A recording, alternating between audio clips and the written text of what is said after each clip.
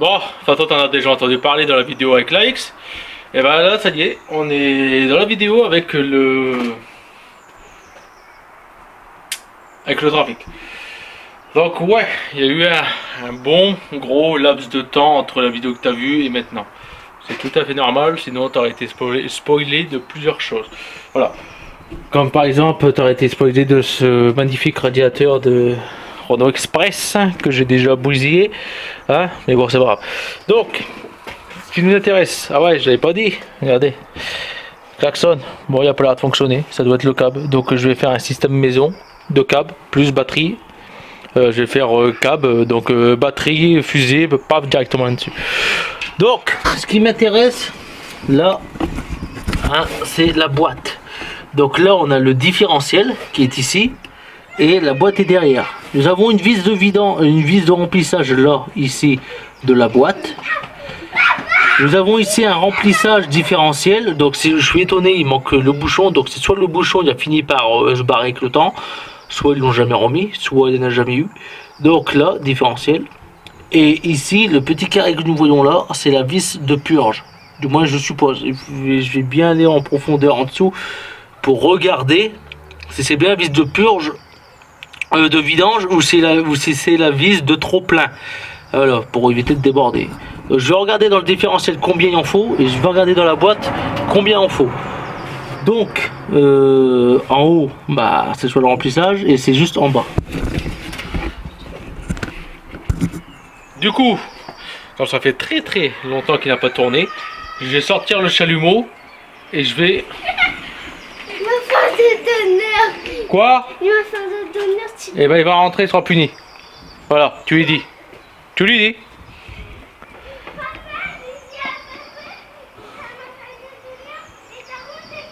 Tu peux rentrer, t'es puni.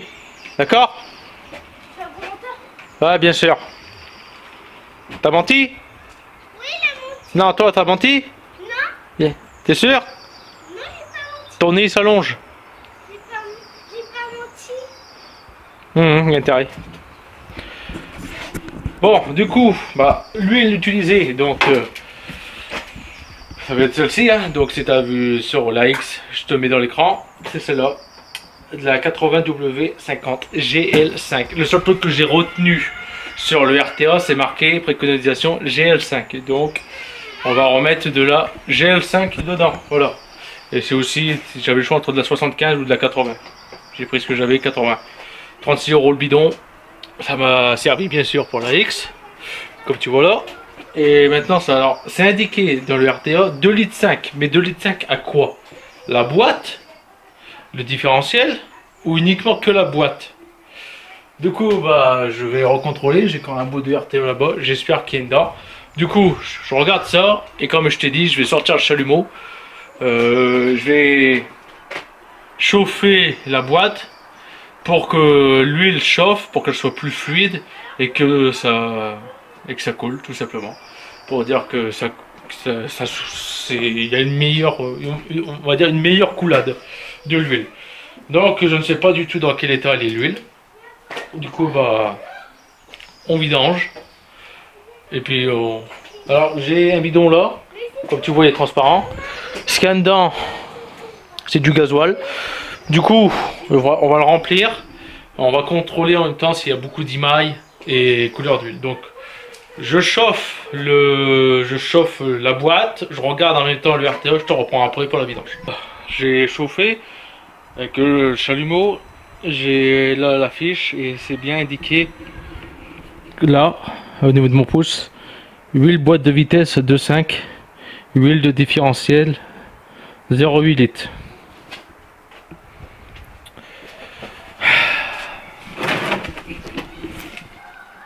2,5, 500, 600 ml. Il me manque 200 ml. Voilà. Il va manquer à peu près 200 ml de boîte. Donc c'est pas indiqué si c'est même l'indice, tout ça. Donc je vais regarder dans le livre. Qui était là, j'en ai un chez moi et un là. Donc en fait les deux ne sont pas pareils parce que là par exemple capacité réservoir ça me dit 60 litres, dans l'autre Ça me dit 70 litres. Peut-être que dans l'autre il comprend les 10 litres de réserve, je ne sais pas. Bon, je regarde dans ça, savoir si boîte et différentiel c'est les deux mêmes huiles ou non. Bon, j'ai regardé, du coup c'est pas précisé si c'est la même huile. Du coup, ce que je vais faire, c'est que je vais juste faire la boîte de vitesse et je ferai le différentiel plus tard. De toute façon, il va m'en manquer. Donc,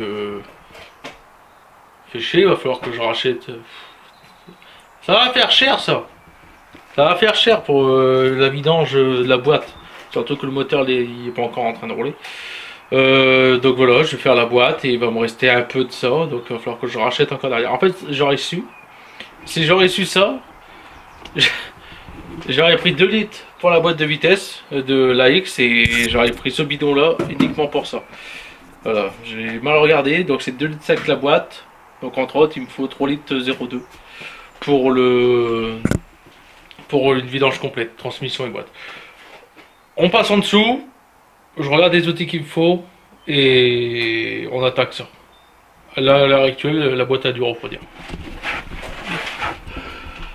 Donc voilà cette magnifique boîte de vitesse. Donc bien sûr, les anciens propriétaires ne se sont pas emmerdés. Ils ont tout blacksonné. Mais quand je te dis tout, ils ont tout blacksonné. Voilà. Donc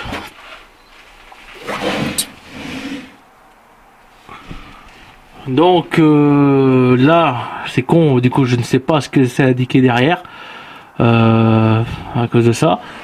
Donc là, la boîte de vitesse elle est ici, une vis de purge là, donc je ne sais pas du tout ce que c'est. Ah, c'est un carré.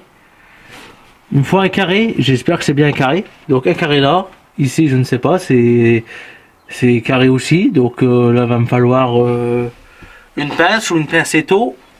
Et le différentiel c'est la même chose de l'autre côté, c'est un carré.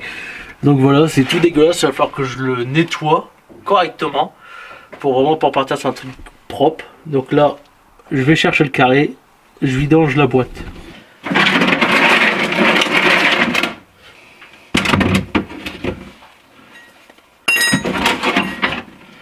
Je peux te dire un truc, à première vue, comme tu peux voir, l'huile elle est pas dégueulasse, hein. Elle est transparente. Hein. Regarde, elle est transparente, elle est très claire. Donc entre autres, elle est pas dégueulasse. Mais comme je ne sais pas depuis combien de temps elle est là, on va quand même le changer. Parce qu'elle peut être chargée en eau. Hein. Bon, comme tu vois, elle me fait des trucs bizarres. Donc il y a peut-être de la flotte avec. Donc on change cette huile là. Donc qui voudrait dire que peut-être que l'embrayage a déjà été changé une fois, peut-être parce que l'huile elle est pas dégueulasse. C'est impossible que cette huile là elle a 135 000 km. Comme tu vois là on voit à travers, donc c'est impossible qu'elle a 135 000 km cette huile là. C'est sûr et certain, l'huile a déjà été changée. Mais est-ce que le différentiel lui a déjà été changé? Elle a quand même servi parce qu'elle n'est pas tout à fait claire. Elle est claire sans être claire. Donc moi je vois avec la lumière. Je vois à travers, par exemple là je vois mon doigt, je vois à travers quoi. Donc l'huile, elle est quand même encore assez propre. Je m'attendais, honnêtement je m'attendais à plus dégueulasse que ça. Et j'espère qu'ils ont bien mis 2,5 litres. Parce que sinon, s'ils ont mis trop d'huile, ils peuvent avoir pété des pignons. Tant qu'il n'y a plus rien, je vais ouvrir au-dessus. Donc une toute nouvelle pincetto. En même temps je n'en vaux pas d'autres. Enfin, je n'ai jamais eu, donc là, voilà.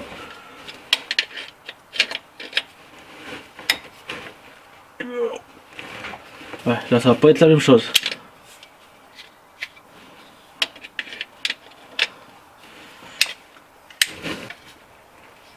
Voilà. C'est ouvert.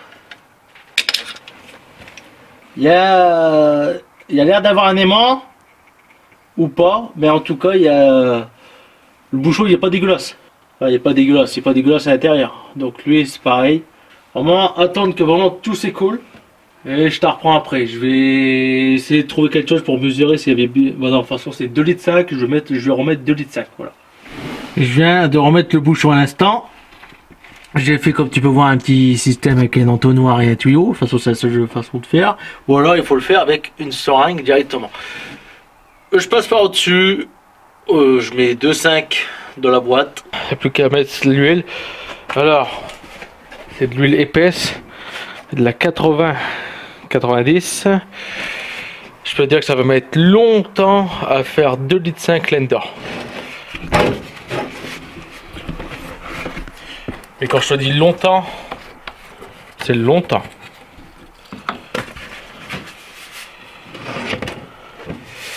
Allez, on se retrouve tout de suite.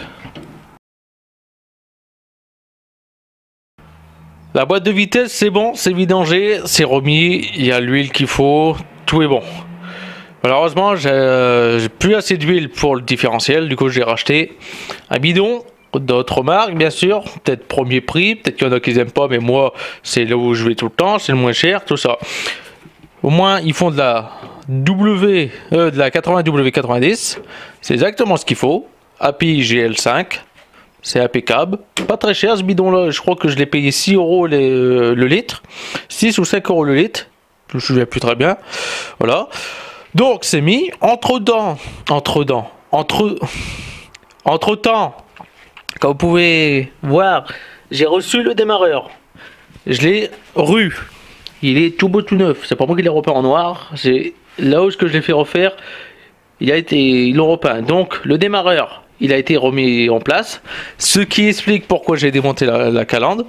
Du coup j'en ai profité, j'ai aussi regardé pour le radiateur, mais vous savez quoi, il fuit toujours, du coup il va falloir que je pète ce que j'ai fait là, et que je viens boucher directement les lamelles, comme exactement sur la X. Donc, comme j'ai reçu le démarreur, dans la prochaine vidéo on va refaire un test pour le faire démarrer, donc je vais recharger la batterie. Ce qui est bien en ce moment, c'est que les brocantes ils ont repris. Du coup, par chance, je dis bien par chance, j'ai trouvé des ampoules jaunes. Voilà, tu vois. Bon, ça c'est pas des vraies ampoules d'époque des codes européens, pas les $. C'est des ampoules Norma. En fait, ils sont jaunes parce que tu peux, c'est comment dire, c'est un capuchon jaune que tu peux venir mettre au-dessus de l'ampoule.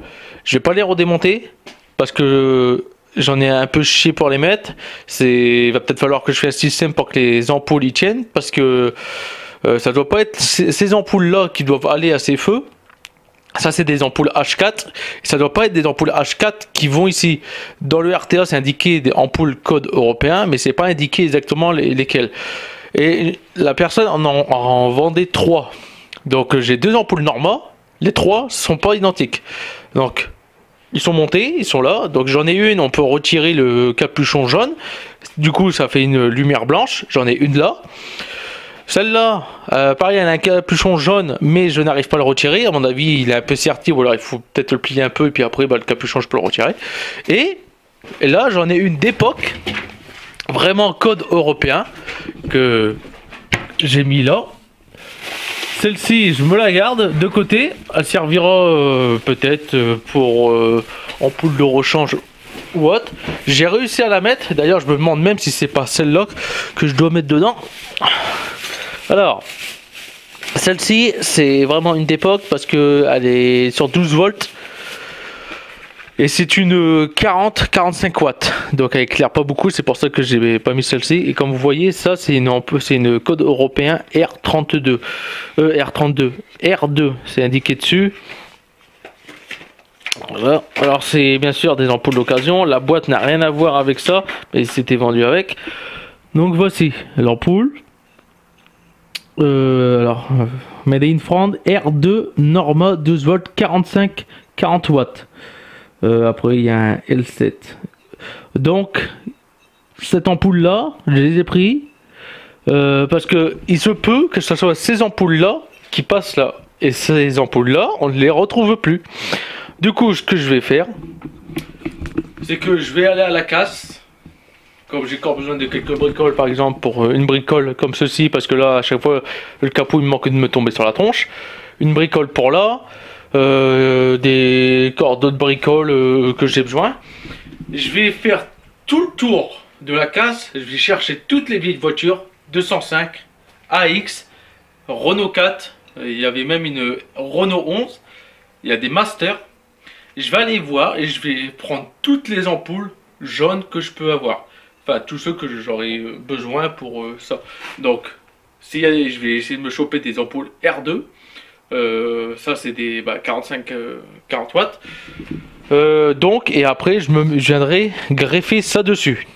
Ouais, donc on perd quand même près de 20 watts entre les ampoules modernes et cela. C'est pas grave parce que la rampe de néon, la rampe LED là, elle va venir ici. Et ces feux là, en gros, ça fera juste des feux d'époque. Moi, je vais venir rajouter devant une calandre avec plein de feux. Je vais en foutre des anti-brouillards jaunes, tout ça, voilà. Et bien sûr, de toute façon, ça sera un véhicule pour rouler tout le temps. Donc, entre autres, niveau lumière, il y aura de lumière. Je sais que déjà des ampoules jaunes, on voit strictement que dalle. C'est authentiquement dangereux. Mais il a été commercialisé avec des ampoules jaunes. Donc, j'ai le droit de mettre des ampoules jaunes dessus. Le contrôle technique et les flics ne peuvent rien me dire. Voilà. Donc, je fais le vidange différentiel hors caméra. On se retrouvera dans une autre vidéo où là, logiquement, il devrait fonctionner. Entre temps, je vais aller à la casse. Je vais aller chercher, comme j'ai dit, les ampoules. Et encore d'autres bricoles pour le trafic et aussi pour le C5. Voilà. Donc, oublie pas de t'abonner si tu viens d'arriver sur cette vidéo, si c'est la première vidéo que tu vois. Abonne-toi. On est bientôt sur la renaissance du véhicule. Et j'ai déjà commencé à faire un petit truc. Donc ça, c'est un vieux filtre qui traînait. Un vieux filtre que j'avais acheté à Naruto, que je mettais ça sur le premier ZX. Donc ça, on va venir le mettre ici en attendant, parce que là il faut que je fasse un raccord entre là et ce truc là pour que ça fonctionne. Mais je vais mettre ça en attendant, comme je vais le faire démarrer au gaz et aussi à l'essence, mais il va sûrement démarrer au gaz les premières fois. On va mettre ça, moi ça sera beaucoup plus simple pour moi d'injecter du gaz là-dedans. Dans la prochaine vidéo, on fait démarrer ce moteur et voir s'il tient le ralenti par lui-même, tout ça. Ah oui, et je vais aussi remettre la ligne d'échappement, parce que là on est en échappement libre. Je vais cramer tout ce qu'il y a là, l'échappement et le silencieux qui était dessus. Je vais le ressouder directement sur le tube pour dire quand même que ça fait moins de bruit. Et à ça, je vais venir rajouter encore une longueur de tube pour que ça fait... pour dire que les gaz ils vont vraiment plus loin. Voilà, un petit projet que je vais faire hors caméra, je vais installer ça. Et ça fonctionne très très bien comme ça. Allez, on se retrouve dans la prochaine vidéo du fourgon où il va démarrer.